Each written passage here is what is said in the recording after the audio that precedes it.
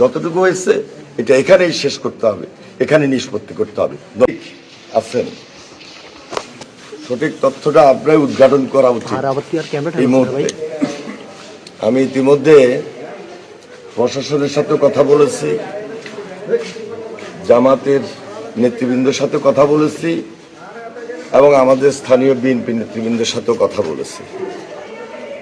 আমার যতটুকু মনে হয়েছে এই ঘটনা যেটা হয়েছে উভয় পক্ষের মধ্যে একটা অপরাধ প্রবণতা দেখা দিয়েছে, মারামারি, এটা কোনোভাবে আমাদের কাছে কাম্য নয়। একটা শান্তিপূর্ণ নির্বাচন, একটা সুন্দর নির্বাচন অনুষ্ঠিত হবে, এটাই আমাদের প্রত্যাশার জায়গা। এই ঘটনার উৎপত্তিস্থল কোথায় এটা আমাদেরকে খুঁজে বাইর করতে হবে।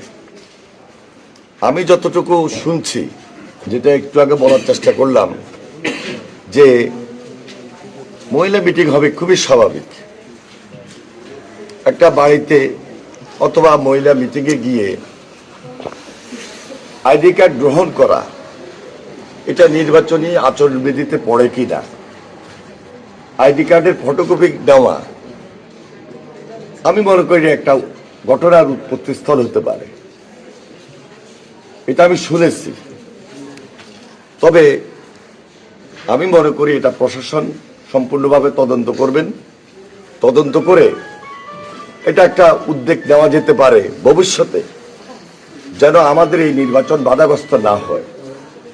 কিভাবে সুন্দর একটা সমাধান, সুন্দর একটা নির্বাচনী পরিবেশ তৈরি করা যায়, সে পদক্ষেপ গ্রহণ করবেন।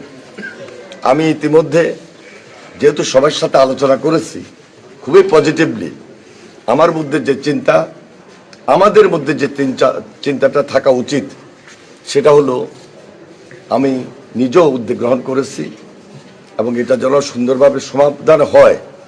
এখনো খুব বেশি বড় ধরনের কোনো ঘটনা হয়ে গেছে এটা আমি বিশ্বাস করি না। যতটুকু হয়েছে এটা এখানেই শেষ করতে হবে, এখানে নিষ্পত্তি করতে হবে। ধন্যবাদ।